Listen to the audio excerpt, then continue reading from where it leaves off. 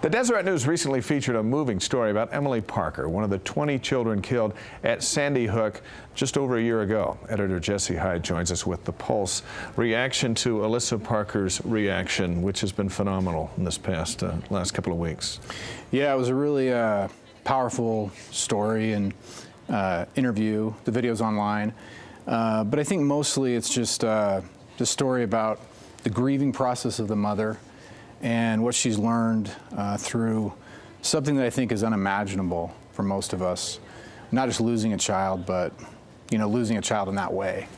And just ways in which she's trying to find something positive from this experience, but also keep the spirit of her daughter alive. As you cover these stories, and it's been a year and a day since that shooting back there, which shook all of us up, and as you watch communities come together and people try to move on, there's strength that comes in the aftermath of something you'd never wish on anybody. For sure.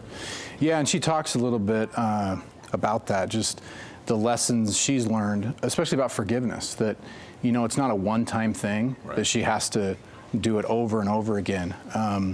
And there are some things I think that she has to let go of. That she talks about that. And what's it like for the parents as they see Washington still squabbling over what to do about gun control issues, even 12 months after that?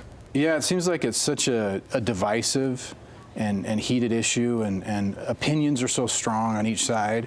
And I think even with the parents of those who lost children, even for them, it kind of just depends on their background and their personal perspective, it seems like.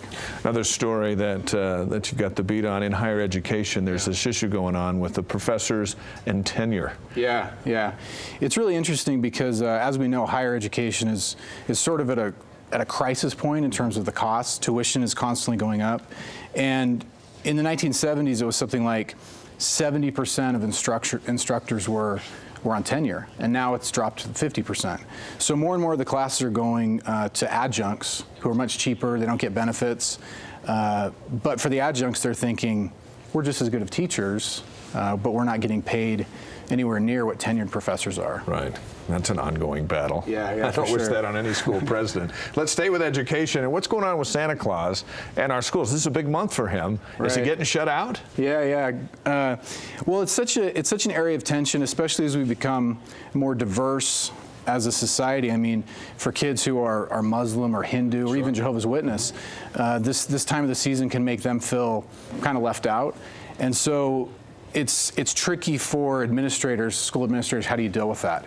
How do you still celebrate the holiday and make... And the easiest thing is just go, no parties. Right. We're all out. Yeah. And so there's some great suggestions from administrators on the best way to do that, to have the parties, but also include kids who maybe that's not part of their faith tradition. All right, what do you have coming up this week for DeseretNews.com? So this week we have a story on, what's the best way to deal with kids who are truants or runaways.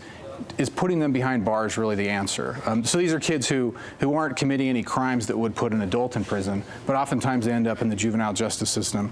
So we kind of look at the problems with that and if there's a better solution. All right, we'll look for that at DeseretNews.com. Jesse, thank you. Thank you. That's our report for Deseret News Sunday edition. I'm Dave McCann. Thanks for being with us. We'll see you next Sunday.